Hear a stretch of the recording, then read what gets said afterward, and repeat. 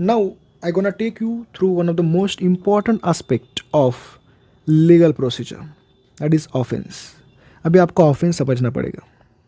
गलती, क्राइम, जो कोई भी गुनाह करता है ये गुनाह आपको समझना पड़ेगा। ओके, तो डेफिनेशन समझो। Definition of offence, it is illegal act और क्राइम और criminal act which is punishable by the law. Illegal act और क्राइम और criminal act which is punishable by law, बराबर है। एक्ट में be an act of commission और an act of omission, या फिर आप कोई क्राइम करोगे या फिर कोई चीज़ जो करनी चाहिए आपने वो अगर आपने नहीं की तो इट इज़ ऑफेंस, कमीशन और एन एक्ट ऑफ ओमिशन। समझो, person committed offence he may be punish as per nature of an offence. आपने जो ऑफेंस किया है तो उस ऑफेंस के अनुसार आपको पनिश किया जाएगा। He may be punish as per the nature of offence. समझो, अभी आपको ना ये टेबल, ये जो टेबल मैं बता रहा हूँ, ये टेबल बहुत ज़्यादा इंपॉर्टेंट है। अगर ये टेबल आप आपके पेपर में निकालते हैं, पेपर में ड्रॉ करते हैं, तो समझो सर ख़त्म। इसको देखेंगे और सर मतलब जो इन्विजिलेटर है वो आपको मार्क दे देंगे, क्योंकि ये टेबल इम्पॉर्टेंट है। उसके साथ साथ बहुत सिंपल भी। ये सिंपल मैं आपको बता दूंगा क्यों सिंपल। इसके लिए सिर्फ आपको एक ट्रिक याद रखना है। इसके लिए ट्रिक है, छोटा है, देखो कैपिटल नहीं है, स्मॉल है। गो सी सी, इसको आप बोल सकते हो गो सी सी, बस इतना याद रखो यार, गो सी सी। अभी समझो समझो समझो समझो। Offence, it is classified on the basis of two things. First is depending on arrest of person, depending on bail. Depending on arrest of person and depending on bail. तो आपको पता होगा, आपने ये मूवीज़ में देखा होगा कि बेलेबल है, नॉन बेलेबल है, आपको बेल मिलेगी नहीं मिलेगी। तो depending on bail, that is bailable offence, non bailable offence. And depending on arrest of person, is it cognizable, non cognizable, cognizable, non cognizable. Cognizable समझा आपने, नॉन कॉग्निजिबल समझा, बेलेबल समझा, नॉन बेलेबल समझा। अभी इसके जितने भी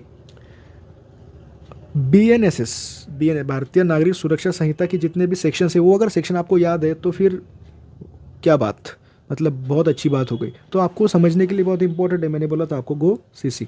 समझो, section 21G BNSS, section 21O BNSS, section 21C BNSS, section 21C BNSS।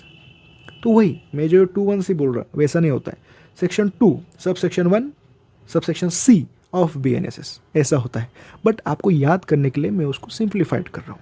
कैसे बोलना है आपको, 21G 21O 21C 21C, गो CC, इतना अगर आप लिख दो तो बहुत ज़्यादा है। ओके, अभी समझो समझो, आपको कॉग्निजिबल समझना है, नॉन कॉग्निजिबल समझना है, बेलेबल समझना है, नॉन बेलेबल समझना है। ओके, तो आप कैसे समझोगे, तो आपको मैं एग्जांपल देता हूँ, आपको मैं नीचे डिस्क्राइब करूँगा, डोंट वरी, बस आपको ये टेबल समझना है।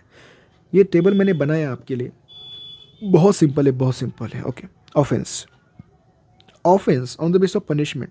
आप कोई भी ऑफेंस करो, अगर उसमें पनिशमेंट इज डेथ या फिर इम्प्रिजनमेंट फॉर लाइफ या फिर imprisonment for more than 7 years, समझे, इम्प्रिजन डेथ है, hanging, judicial hanging, imprisonment for life या फिर imprisonment for more than 7 years, so समझो it is cognizable offence first of all. Second, it is non bailable, cognizable plus non bailable, समझना है आपको बस।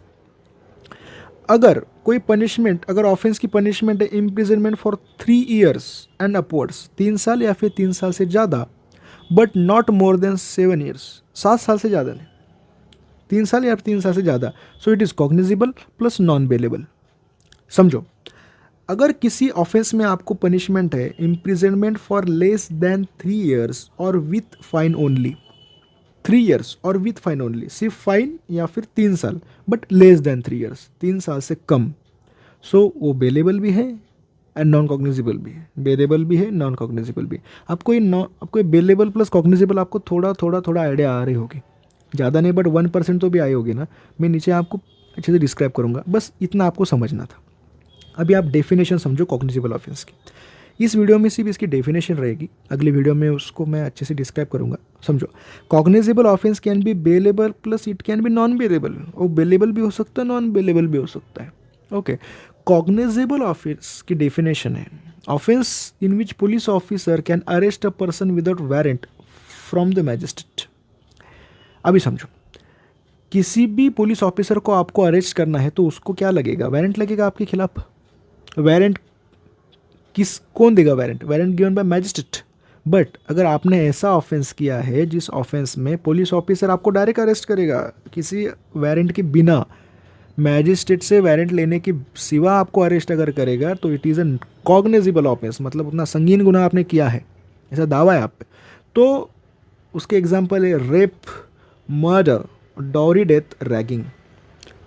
Rape है, murder है, डॉरी डेथ है, रैगिंग, इन सब कंडीशन में अगर आप दोषी पाए जाते हैं तो आपको पुलिस डायरेक्ट पकड़ेंगे विदाउट वारंट। इसलिए याद करना, रेप भी मत करना, मर्डर भी मत करना, डॉरी डेथ का भी आप पे ये नहीं आना चाहिए, और रैगिंग तो गलती से भी मत करना। Okay, thank you.